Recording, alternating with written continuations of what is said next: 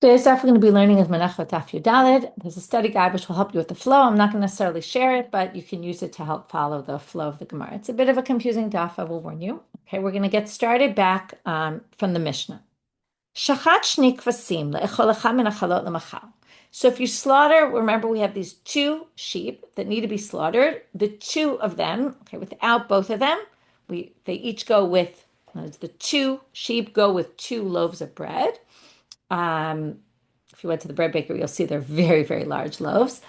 Um, Now, the slaughtering of the two permits the 2 loaves. If you don't slaughter both of them, you can't have the 2 loaves. Okay, this is what we call it's a matir. Remember, we've talked about this many times.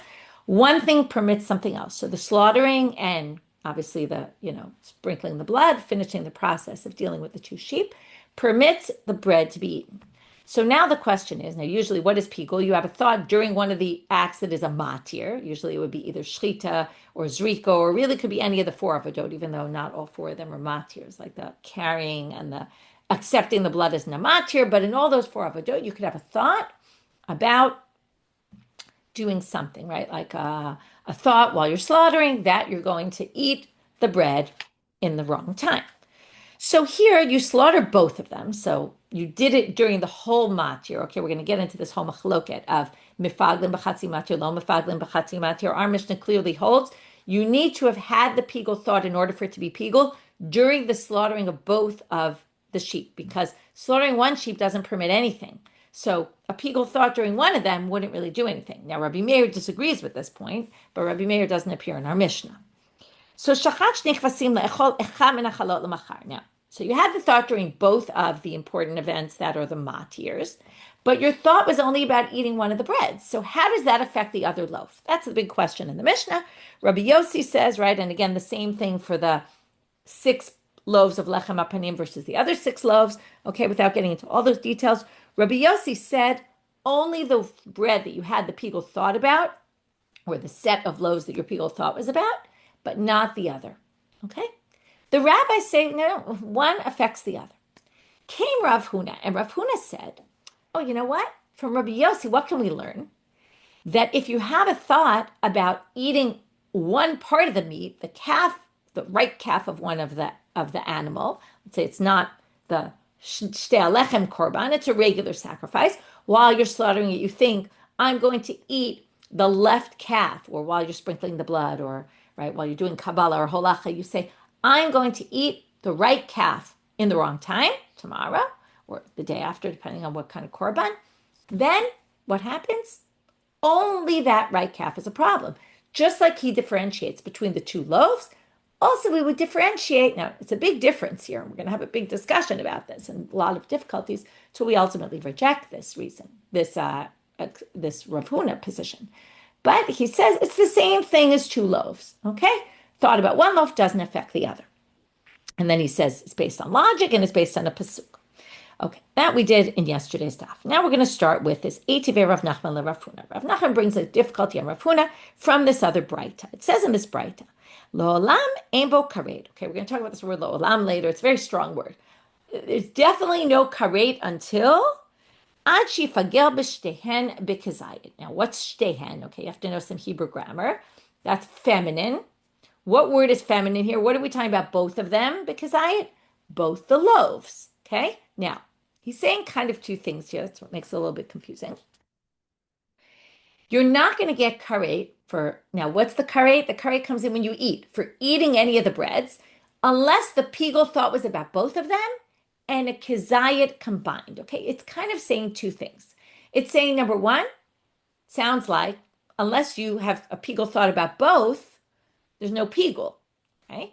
Number 2, which actually doesn't seem like the rabbis or Rabbi Yosi. If you're already confused, you should be confused because neither one seemed to say that. Let's just go back for a minute so we don't get too confused here.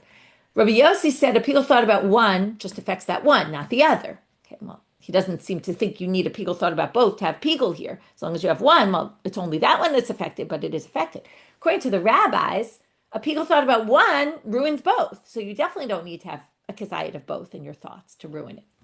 And the second thing, which is also going to be important here, is that what it shows here is if someone has a pigul thought about, I'm going to eat a half a zayit of one of the loaves and a half a zayit of the other loaf, they can combine, okay? Because they're viewed as one unit. Now that really disagrees with Rabbi Yosi, because what does Rabbi Yosi say? If you're mafalga one, you're not mafalga the other, because they're two distinct units. And not only that, if you take Rav Huna seriously, if in the yerach, right, one calf doesn't affect the other calf when it's all the same meat, right, the same animal, then he really views things as completely discrete, and there would be no way that you could combine these two loaves if even when it's meat, they're not viewed as one unit, okay? So that makes it seem like Rabbi Yosi would view it as two complete different entities. And, right, and what Rav Huna does is he takes Rabbi Yosi even farther, because he says, even in meat where it's one body, we're still going to view them as two complete entities, which means that there's no way, if Rav Huna is right, that this would be Rabbi Yosi's position. Okay, so now we're going to see this all inside. But I wanted to kind of set it up first because it's a little confusing. So the first thing they say from this braita is, it seems very clear, you have to have a pigul thought about both, but not if you had in only one of them. Now, Mane, who does this go according to? And we're now going to see, like I said before, it doesn't match the rabbis, it doesn't match Rabbi Yosi. Even if you have a pigul thought about one of them, both become pigul. So for sure, that's not this. This says you have to have a pigul thought about both. And therefore, it must be ela pshita Rabbi Yosi. Now then, if it's not the rabbis, by default, it has to be Rabbi Yosi. But that in itself is going to be a problem, because now again, what's the problem? The problem with the rabbis is the first point, that until you have a pigul thought about both of them, it's even one of them isn't going to be pigul, and that for sure is, rabbis say, the complete reverse. The problem with Rabbi Yosi is going to be in the tzeruf. The fact that you can combine a half a zayit thought and half a zayit thought of this one and that one, when they're two completely separate units, especially the way Rav Huna takes him, right, to the extreme that even in an animal case, there's no way they could combine, and that's what we're going to say right now. So, if you view an animal as one body and one of part of thought about one affects the other, and then the same with the breads, then that's why we can say that they join. But if you're going to view the animal parts as completely different units, then of course you're going to view these bread parts, which weren't even together in the first place, right? We're going to see, you make the dough completely separately for each one. So of course it's not going to be mitzdaref. So we're now stuck, okay? So Rav Huna really is quite difficult here. So the first attempt, or the attempt to answer this is going to basically be to say, Hamani Rabbihi. Oh, it's not Rabbi Yosi, it's not the rabbis. This braita, which came without a name, is Rabbi's position. Okay, who's Rabbi? We know who Rabbi is, Rabbi Yosi, but what's his position? Titania, we're going to bring a braita. Hashochet et hakeves le'echol chatzi zayit mechalazo. V'chein chavero le'echol chatzi zayit mechalazo. So now you have the two sheep, and you slaughter each. Okay, so there's two sheep and two loaves. So each sheep, you have a thought about a half an olive bulk, which is not a full requisite amount. While you're slaughtering one, you have a thought about a half an olive bulk of one of them you're going to eat outside the time frame. When you slaughter the second one, you have a thought about a half an olive bulk of the other loaf outside of its time. Comes Rebbe and says, this is kasher, because these things don't combine. Okay, now, okay, what does this have to do with anything? He seems to be saying things don't combine. We're looking for someone who says things do combine. But Tama da'amal chatzi chatzi. What was his whole problem? Because you said a chatzi zayit of this loaf and a chatzi zayit of that loaf, and each one was while you were doing a different action. Aval amar kezayit mishtehen. What if when you did the first shchita, you said, I'm slaughtering this animal in order to eat a half an olive bulk of this loaf and a half an olive bulk of that loaf. Now, that's not the case he said. So we can assume his issue was specifically because each time you did the act of slaughtering, all you thought about was a half a zayit. But if in the act of slaughtering you thought of a half a zayit of this one and a half a zayit of that one, they would combine, and it would be pigul. Okay? Now, so then we're going to say like this. What do you see here? While you're slaughtering one animal, if you have an act of a half a zayit of this loaf and a half a zayit of that loaf, they combine. That fits with this opinion, that you can be mitzdaref the other two to a kazayit. Okay, now they say, wait a minute. But who does he go according to with this whole issue of if you're mafagel one, does it affect the other or not? Where does he hold on that machloket? So now we're going to get stuck a little bit because Iyaliba de Rabbanan, if he holds according to the rabbis, you wouldn't need ad shifagel b'shtehen. You could have said afilu be'echad mehem nami. Now we're back to where we started because we're assuming, so now he might hold, you could be mitzdaref, half a side of this, half a side of that. But when it comes to, is a thought about one mess up the other, where it says that's why I said the statement says two things. Where does he hold on the machloket in our Mishnah? So if you say he holds like the rabbis and afilu be'echamim, you don't need ad shifagel b'shtehen. You could say, right, it doesn't need to be that. It could be just one of them would affect the other as well. And Iyaliba to Rabbi Yosi, now if you say he's holding like Rabbi Yosi, then you get back to where we started with the difficulty, which is Hadar Kusha and Leduchte. Then we're back to saying, wait a minute, but then Rav Huna makes no sense in Rabbi Yosi because how could they combine? Okay, so maybe it's true. A thought about one won't affect the other one unless you have a thought about both. They're both not going to be pigul. That fits with Rabbi Yosi. But the fact that you combine a half a side of each doesn't work with him because he views everything as completely separate entities. So now we're back in stuck. To which they answer, the best way to do things when the source doesn't really fit is to change something. Okay, now we're going to change something minor, which becomes something more major, which is what? It's going to sound like a small change, but it's actually a big change. Lo olam aliba de Rabbanan. We're going to explain Rebbe as holding by the rabbis in this place. Okay, well, something that really didn't make sense at all. How we're going to fix it? V'lo tema ad shifagel b'shtehen, ela ema ad shifagel b'shnehen. We're going to change from feminine to masculine. It's not ad shifagel b'shtehen. We thought it was the loaves. No. He's saying ad shifagel b'shnehen because ayit, by the sheep. The sheep is masculine. Keves is masculine. So it's b'shnehen v'afilu be'echat mehen. Okay, so now we're going to say like this. Ulafu came into Rabbi Meir. Now, Lo'olam ein bo karet ad shifagel b'shnehen, and afilu be'echat mehen, even a thought about one of the loaves. Okay, because he wasn't talking about the bread. Okay, he was talking about ad shifagel b'shnehen. You need, now this fits in with what we saw before about both the rabbis and Rabbi Yosi have this position.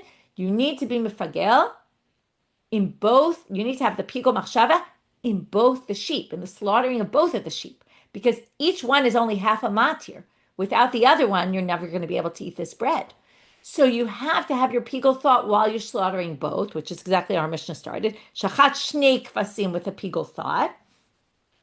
Ulafu came to Rabbi Meir, and to basically show this Mishnah does not, right, or this braita is also coming to go against Rabbi Meir. Ta'amar mefaglim b'chatzi matil.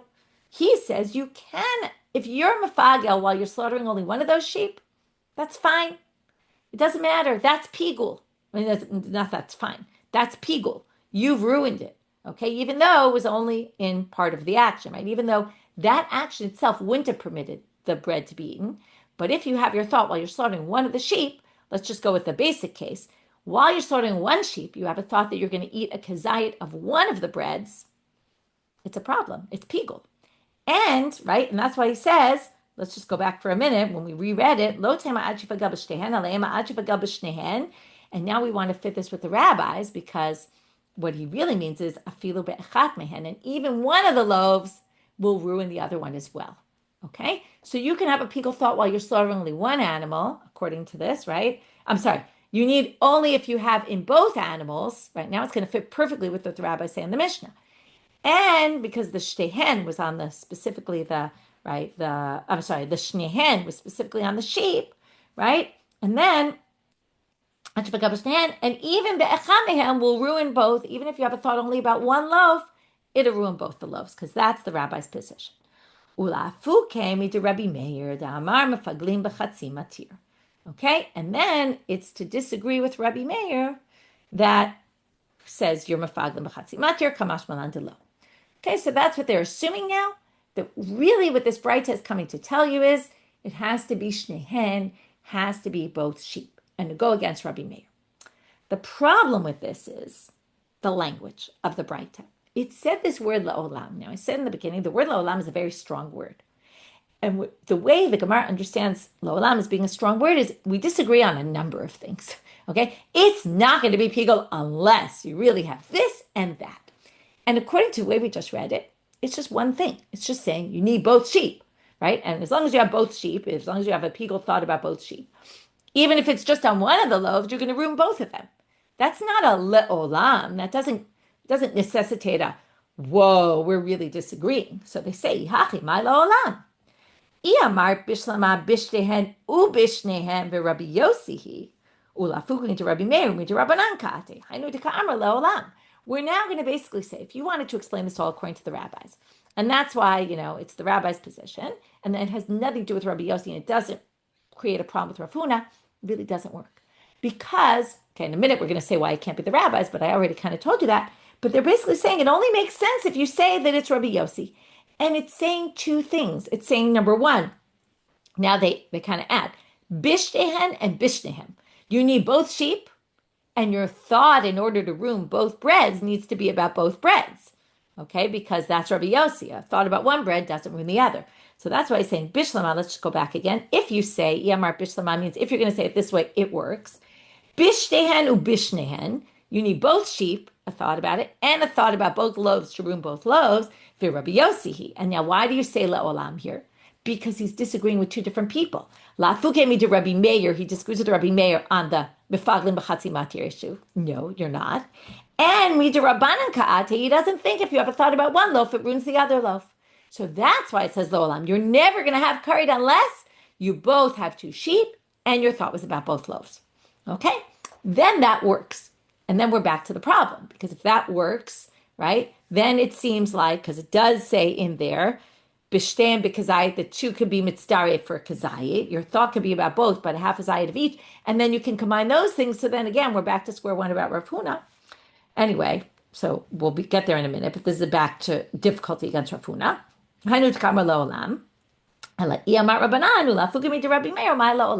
But if it's just the rabbis come and say you need two sheep, as opposed to Rabbi Meir who says you don't, a thought in one sheep will cause pigul, well, you don't need such a strong word of le'olam. Furthermore, we're now going to have two other difficulties on Rav Huna until we're going to end up just not accepting Rav Huna at all. The statement of Rav Huna, which seemed kind of, not such a big deal statement, that he would say, pigul b'yarech shel yamin is not going to ruin yarech shel small. They're two completely independent units. We're not going to be able to say that. And this is going to be much more simple difficulties, although we're going to have to learn these braita to get there, but you'll see the difficulty is not so complicated like the rest of this was. But we start off with this. Ve'od hama Rav Ashi. Rav Ashi said the following. Tashma, he brought in this source. Revi Omer Mishum Rabbi Yosi. Note it's Rabbi Yosi, so that's going to be the issue here. Okay, now, pigil b'davar hanasa b'chutz pigil, b'davar hanasa b'fnim lo pigil. There's two areas where we do actions that are sacrificial actions for the most part.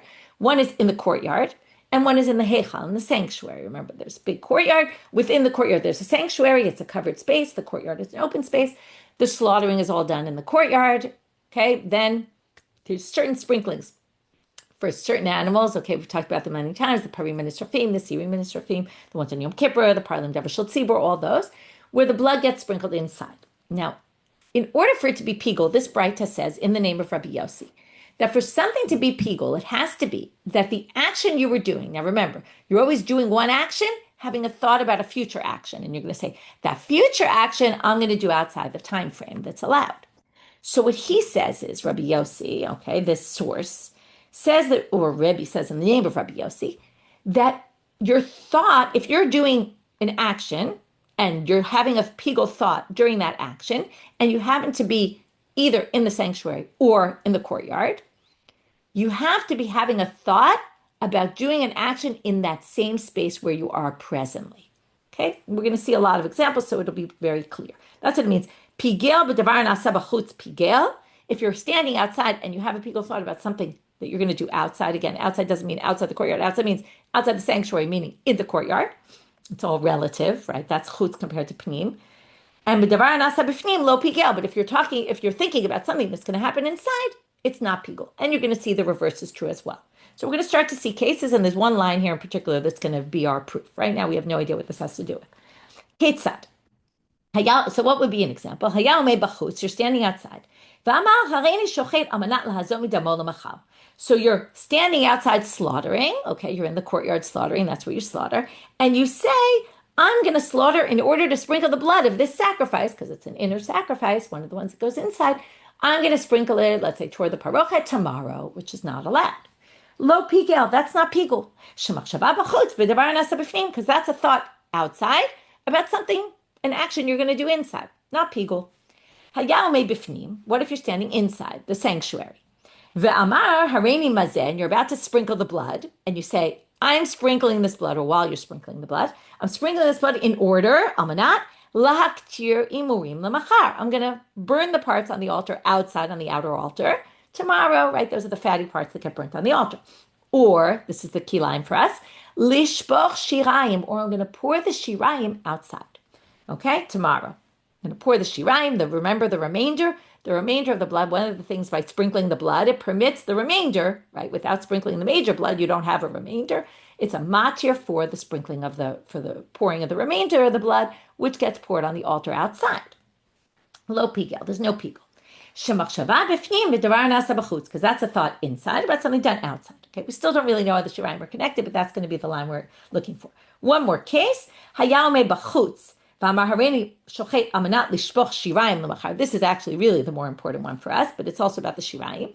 If I'm standing outside and I say I'm slaughtering in order to pour the blood, the remainder of the blood tomorrow, or lahaktir murim lemachar, pigul. That is classic pigul. Shemachshava b'chutz b'davar nasa b'chutz. Okay, now we have a pigul machshava. Now the key is your pigul thought is about pouring the remainder of the blood. Now what is pigul again? What's the kared in pigul? It's eating what? Eating the meat of that sacrifice. Okay, so now you're going to see the problem. Lishboch shirayim li pagul emai. What becomes pigul here? It's the meat that becomes pigul. Your thought was about the remainder of the blood, but in the end, if you eat the blood, you don't get kared. Okay, how do we know that? Because it's a Mishna in Zvachim. We're going to quote it right now. That the blood is pigul, and if you eat the pigul, you're going to get kared. If you eat the blood, you're going to get kared. That can't be, because the Mishnah says dam yimepagal. Dam never becomes pigul. Again, a thought about the blood, right? My thought is I'm going to pour the shirayim tomorrow. That makes it pigul. But what becomes pigul? The meat we're going to see, and then you're going to see the problem. Okay, but hold off. First, we have to prove that dam, it's not the blood that's pigul, that if I ate that blood, I won't get karet. Because you're not chayav, basically, I'll tell you the rule, you're not chayav for anything that is not supposed to be eaten. You're not supposed to eat the blood. You're not supposed to eat all the parts that are supposed to be burned on the altar. So hakometz, the kometz, for example, which is burned on the altar, if you eat it, you don't get karet. Even if it was you mefagel the mincha, it's only the remainder that becomes pigul. Okay, halavona, the lavona gets completely burnt. It's also not pigul. The ktoret, the incense, the mincha kohanim, mincha nesachim, mincha kohen mashiach, where the whole mincha gets burned, the hadam, and the blood. So it's not the blood that becomes pigul. So now, what do you see here? Elapshita li fagule basar. What does it mean? If I have a thought while I'm slaughtering that I'm going to pour the remainder of the blood on the base of the altar tomorrow, I mess up the meat of the korban, obviously. Now, hashta umahatam de lo chashabe bebasar gufe. Rabbi Yosi mefagel. Now, what did he say? Rabbi Yosi said, my thought is about the blood. That's going to mess up the meat. The meat's going to become pigul. So, hacha de chashabe bezevach gufe lo koshke to pigel b'yarech yamin, pigel b'yarech smol. So, if your thought was about blood and you now ruin all the meat of the sacrifice, then what Rav Huna said is completely preposterous. Because Rav Huna said, if my thought is about the right calf, it's not going to mess up the left calf. But if the thought's about the blood, it's going to mess up the whole animal. That makes no sense. If I think about the meat, of course I'm going to mess up all the meat of the animal, even though all I was thinking about was eating one calf. So that completely knocks out Rav Huna, and so does the next source, which is really the same kind of difficulty. Ve'od ha'amar Ravina. Tashma. Hakometz et hamincha. Okay, now he says, let's learn from the Mishnah from yesterday's daf. If you're kometz the mincha, le'echol shiareha, okay, to eat the remainder, or what's your thought? Get this one. Ola haktir kumtza lemachar. You're going to burn the kometz tomorrow. Now, what happens in that case? It's pigul, right? Modeh Rabbi Yosi bezo shepigul v'chayavim alav karet. Rabbi Yosi says that's pigul. You're chayav karet. Now, laktir kumtza, when you have a thought about burning the kometz, What is going to become pigul about it? If you're going to say the komets is what becomes pigul, because that's what my thought was about, because that's, again, the way Rav Huna takes him so seriously is only the item that you had the pigul thought about can't be, because komets mean befaga. We just read the Mishna about Hadran. And one of them is the komets. So that can't be. It must be to mess up the shirayim. Okay, the shirayim become pigul, and what do you see here? Your thought was about the comments, it messed up the shirayim. Again, same theory. There you weren't even thinking about the shirayim. Turn out I'm a bet, and yet mifalge, and yet they become pigul when you were thinking about the comments.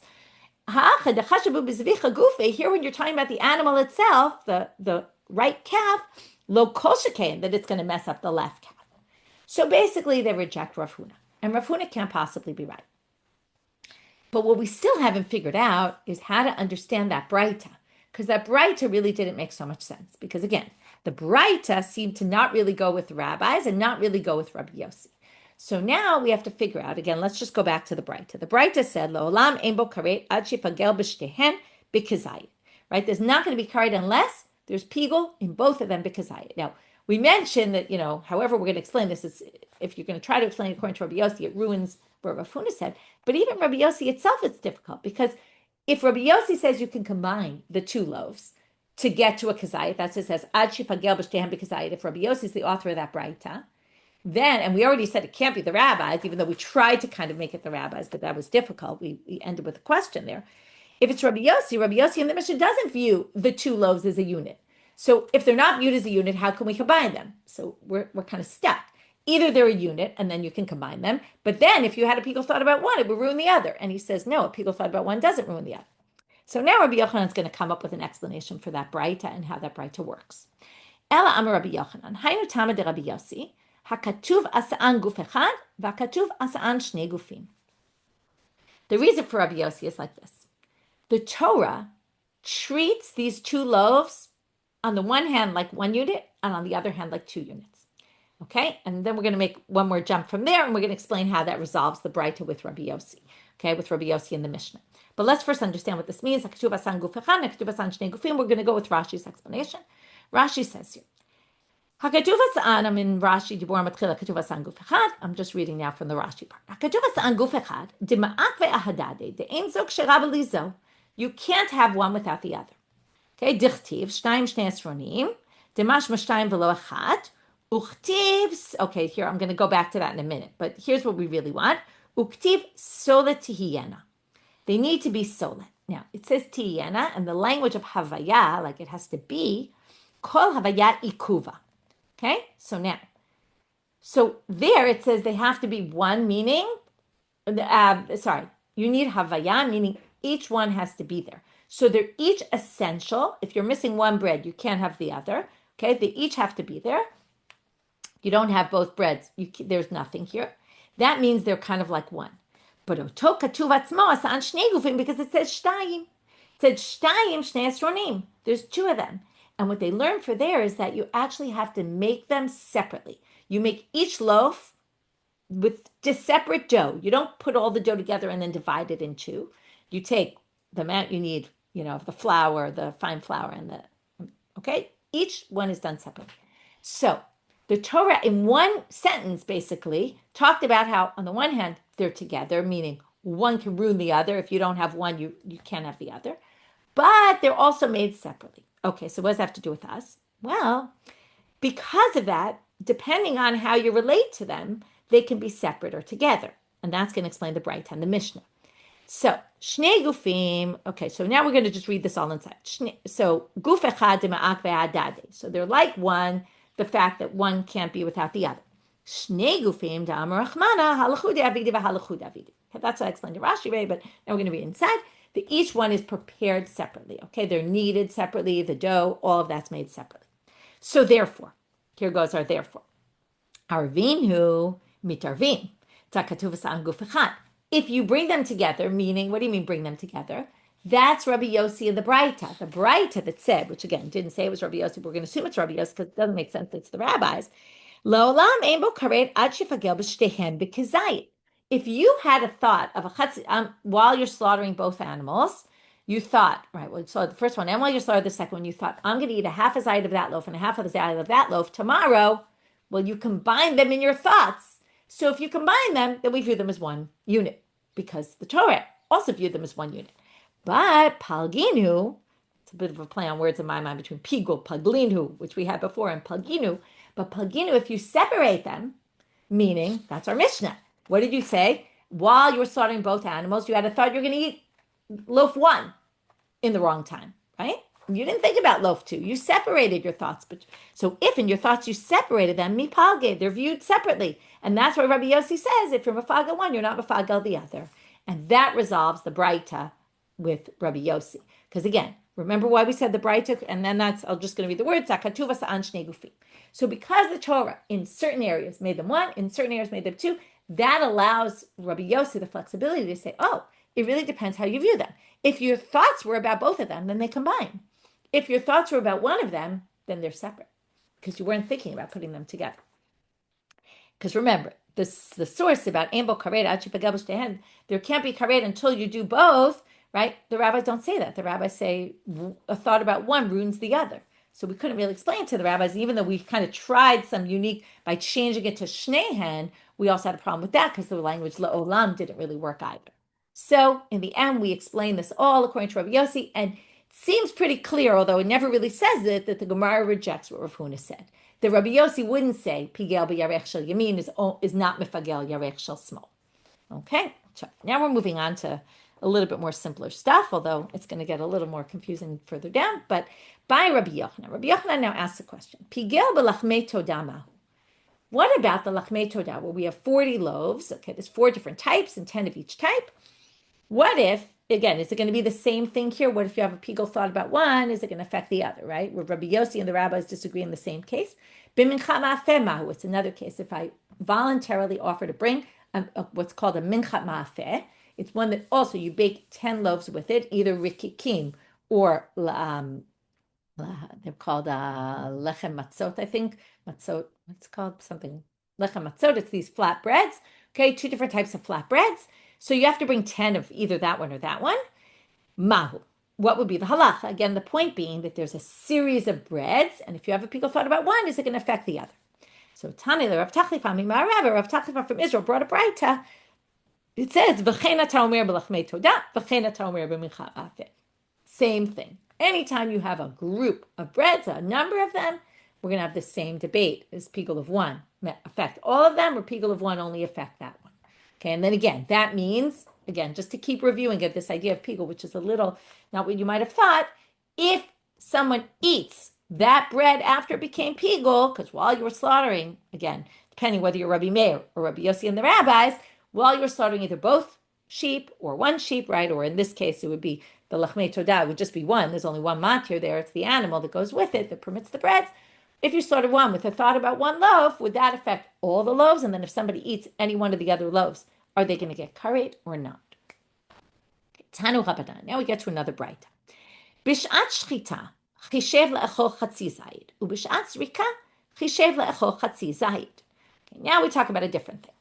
Shchita is a matir, a complete matir. Okay, before we were talking about there were 2 kvasim and there was half a matir, right? Each one only partially matir something. But shchita itself, even though you also need to do zrika, but shchita is a complete matir because it completely permits you to pour the blood on the altar. And the zrika in and of itself is a complete matir because it completely permits, right, the meat to be burned on the altar and the parts that get burnt. It completely permits the shirayim to be poured. It completely permits whatever part you're going to eat to be eaten. Okay, they're each a complete matir. But what if? But also they sort of go together, right? You do shchita, then you do zrika. So what if you have a thought while you're slaughtering that you're going to eat a half a zayit tomorrow? Okay. And then you have a thought that while you're sprinkling the blood, that you're going to eat a half a zayit tomorrow. Do those 2 combine to make, right, that we started our shiur today with about things combining. So did these combine? So they say yes. Pigul, mipnei shechita uzrika mitztarfim. You can combine a thought about shchita and a thought of zrika. It's all the same animal, so you can combine those thoughts. Now, there were 2 ways to understand, to infer something from here. Because it only talked about 2 of the 4 avodot. There's also holacha, and there's walking the blood, and there's kabbalah, accepting the blood. Should have said in the opposite order, collecting the blood and walking it over. So ikeda amre shchitu zrika ditravayu matirin in kabbalah v'holacha lo. Now, some people saw this braita and said, look, it said shchita and zrika. It sounds like only shchita and zrika, not anything else. So that means Kabbalah and holacha, even though a pigul thought during those actions would mess up a korban, but they wouldn't combine, and they wouldn't combine with shchita and zrika. They wouldn't combine with each other because they're not the actual matir. Nothing really gets permitted when you do them. Now, it happens to be you can have a pigul thought that will ruin your korban, but you don't combine anything here because it's less strong. Vika d'amre, no, some people say the opposite. The big chiddush is that even shchita and zrika could combine because what? Hanach de merchakan. They're distant from each other. Now, shchita is the first thing you do, zrika is the last of the four actions.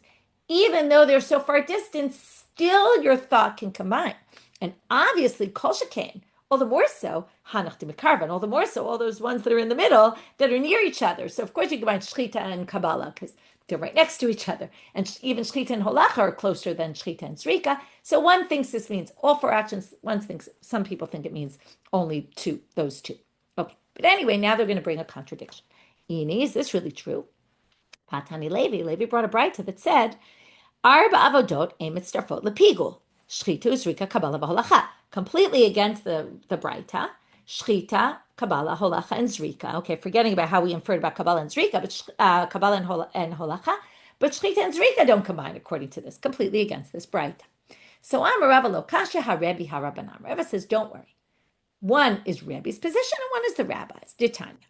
Okay, what we're going to say is Levi's braita goes like Rebbe. Now here we're going to see what's Rebbe. Now we saw this before, although we really only dealt with the inference from this, but now we're going to deal with the case itself. We had this earlier in the daf.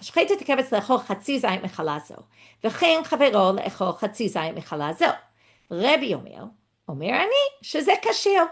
If you slaughter one of the sheeps with a thought you're going to eat a half a zayit from this challah, and then you slaughter the other sheep with a thought about half a zayit, that is completely kasher. Okay, now before, you might remember, there were cases where people said it's pasul, but there's no karid, right? It's not really pigul, but you can't do it anyway. That's like, we're going to be extra careful and just say, okay, rabbinic law, we're going to forbid this. He says it's completely kasher. You've done nothing wrong. Amalei. Okay, so now that's, what does he say? Because you can't combine shchita of one sheep with shchita of the other sheep. So now the jump is, well, if you can't combine shchita of one sheep with shchita of the other sheep, then you also can't combine shchita and zrika. Okay, that's the assumption. And then Levi's braita, which says the thoughts of shchita and zrika don't combine, is basically Rebbe. Now, Abai is going to say, no, those are not the same. Amalei Abai, imar deshamalei leRebbe, chatzi matir v'chatzi achila. Right? What was Rebbe's problem? Because it's a chatzi matir. Shchita of one sheep and the two sheep is only half a matir. But shchita and zrika, right? Each one is a complete matir. You can't compare those. Because shchita is an action that's a complete action that permits the blood to be sprinkled. And zrika is a complete action that permits the meat to be burned on the altar or the meat to be eaten. Right? So that's different. So when Rebbe said it, it was chatzi matir and chatzi achili. You have half of this and half of that. Of course, that's not going to combine, or you could say it's not going to combine. But he won't necessarily the same thing if you have kulo matir v'chatzi achila mishamale. But if you have a complete matir like shchita and half a shiur of eating, and then you have another complete matir of zrika with half a shiur of eating, maybe Rebbe would think that you could combine those. So he doesn't like Rava's answer. Now, Amalei, now we're going to have someone who tries to contradict Abaye and say, Abaye, still something doesn't jive with what you're saying.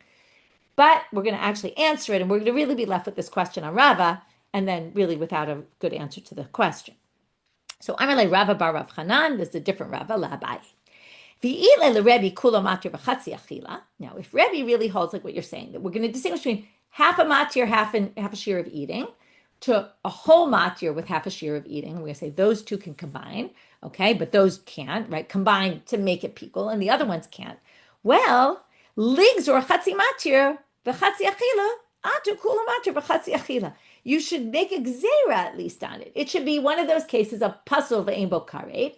It's disqualified because if you allow and say it's not pigul when you have a chatzi matir and chatzi achila with a chatzi matir, chatzi achila, and the two sheep with the two half eatings don't combine, you might think, and it's kasher. Remember, Rebbe said it's kasher. It's mamash totally fine. There's nothing wrong with it at all. There's no rabbinic prohibition. But if he thinks that shchita and zrika combine, if you have a half achila there and a half achila there, well, then you should forbid that because of that. Now, if you think, well, who does that? Well, Dahar Rabbi Yosi Gazar Rabbanan Gazar. And now we're going to bring cases. There's a chart on the sheet if you want to look at it, where each of them were gozer. Rabbi Yosi Gazar, Ditnan, and that's all these cases where I said it says Pasul ve'imbo karet. That means they made a gzera. They said, well, we're going to forbid this because of a different case. Laktir levona talamachar. Rabbi Yosi Omer Pasul ve'imbo karet. If you remember, this was yesterday's daf where we said ein matir mefagalet hamatir. So if you're doing the burning of the komets, and your thought is, I'm going to burn the levona tomorrow, ein matir, right? Ein matir mefagalet hamatir. So it's not a problem. However, he still says pasul ve'imbo karet. He still says, but midrabanan don't do it. Okay? So chachamim omrim pigul v'chayavim alav karet. Okay, that's just the rabbis disagreeing, and they think it's actually completely forbidden. Rabbanan ami gazre. Now here's what the rabbis would go. Zer ditnan. This is in Daf Tetzayin, and we actually quoted this before. Pigel b'kometz. We quoted Rabbi Meir part of it. Pigel b'kometz v'lo b'levona. This is the mafaglim b'chatzi matir. So pigel b'kometz v'lo b'levona v'lo b'kometz. Remember, in order to permit the shirayim of the mincha, you have to burn the levona and the kmitza. So what if you only burned one and not the other? So Rabbi Meir omer pigul v'chayavim alav karei, because he says mefaglim b'chatzi matir. We don't care that it was half a matir. He says it's not karet until you do the whole thing. Now, what does he say? It's not karet. But he doesn't say it's permitted. He doesn't say kasher. So here again, it's mefaglim b'chatzi matir. He doesn't think so, but he says it's going to be disqualified anyway. So here you see all these other rabbis. So if you're going to say that Rebbe, the whole thing was Rabbi, said Rebbe distinguishes between this case and that case. This case is completely permitted, and that case is completely pigul. Doesn't make sense. That case is complete. If the second case is completely pigul, then the other case should be, we should at least make it pasul. So now they're going to differentiate and say, no. The rabbis and Rabbi Yosi each had a very particular reason in each of those cases to be gozer, because there was a very similar case where that wouldn't be relevant. And they didn't want you to confuse the cases. Okay, so, and that doesn't exist by Rebbe's case. So we're going to see it right now. Amar lehachi hashta, bishlama hatam gazer Rabbi Yosi kometz de levona atu kometz de mincha. If while you're taking the kmitza, you have a thought to burn the levona outside its time, that's not pigul. But it would be, because ein matir mefagalat hamatir. One is the kometz, one is the levona.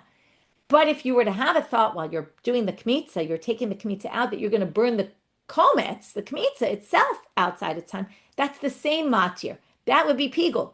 So we don't want to permit completely a case where your thought was about burning the levona, when your thought about burning the kmitza would be completely disqualified by, and karet. So that's why there's a case where you might confuse it. So because of that, Rabbanan gazrei kometz atu kometz minchachote ulevona atu levona haba bezichin. Keves nami, keves atu, keves chavero. Now, we're going to basically go through all these cases and say that in all these cases, what was the issue with the rabbis? What was the case? Well, you have to burn the kmitza and the levona. But there is a case in the minchachote where you don't have to burn both, because there's only kmitza, there's no levona. So because of the minchachote case, he forbade it. Levona, sometimes you do the levona all by itself. Yes, it's true in the mincha, you have to burn the levona and the kmitza, and it's only chatzi matir. But in the beziche levona for the lechem apanim, just the bezichin are burnt. Or if you voluntarily offer a levona, then just the levona is burnt. So you could confuse it with that kind of case. Or kvasim nami, sometimes, right? Keves atu keves chavero.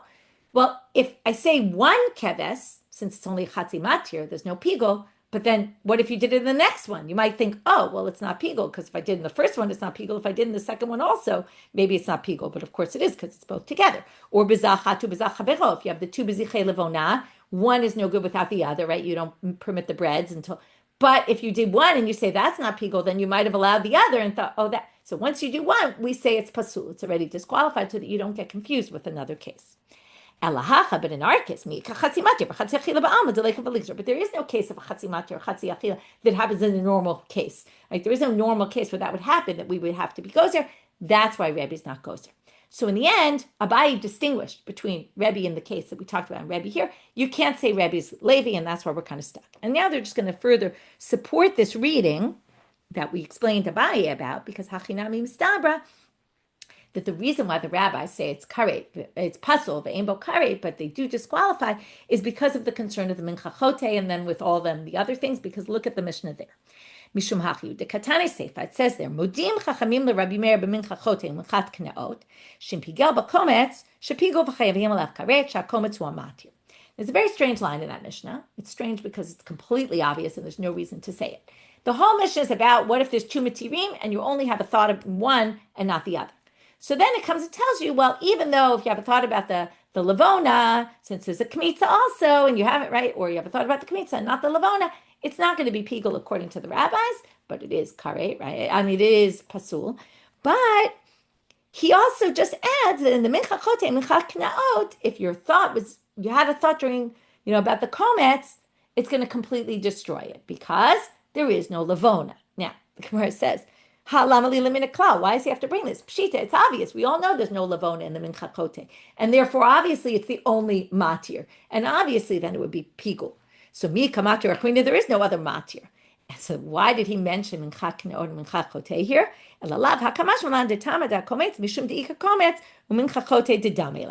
They wanted to bring up minchachote in there so you'd understand. The reason why he says pasul, it's disqualified, even though it's not really pigul, is because of the case of minchachote. He wanted to just mention it in the Mishnah so you know that that's why he forbade the others.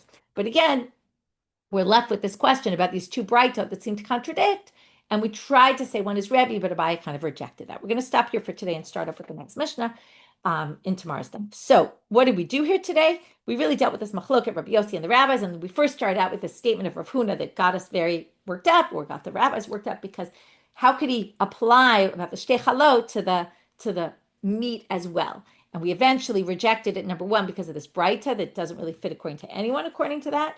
And then we had those two sources, which seem very clear that if you have a thought about blood or about the kmitza, it messes up the shirayim or the meat, which are completely different. So, of course, part of the meat would mess up the other part of the meat, in which case Rabbi Yochanan comes and just resolves the braita with Rabbi Yosi and ignores Rav Huna, and basically Rav Huna seemed to be rejected. And then we got into this question, would the same thing apply for lechem todan, lechem afeh? And we said yes, that same machloket in the Mishnah about does one mess up the other? And then from there we got to this shchita and zrika combining, because we had started this whole thing about combining, because we quoted that braita, which shchita and zrika combine, a chatzi zayit this, chatzi zayit that. We said yes, question about halacha and Kabbalah, and then we got to this difficulty with this braita of Levi, which I guess just really in the end is just a different approach. But first they tried to say this should really match up, and Rava tried to say, well, maybe it's Rebbe and the rabbis, but it can't be Rebbe, which we basically went on to prove right now. And with that, we finished for today. Wishing everyone a good day and a Shavuot tov.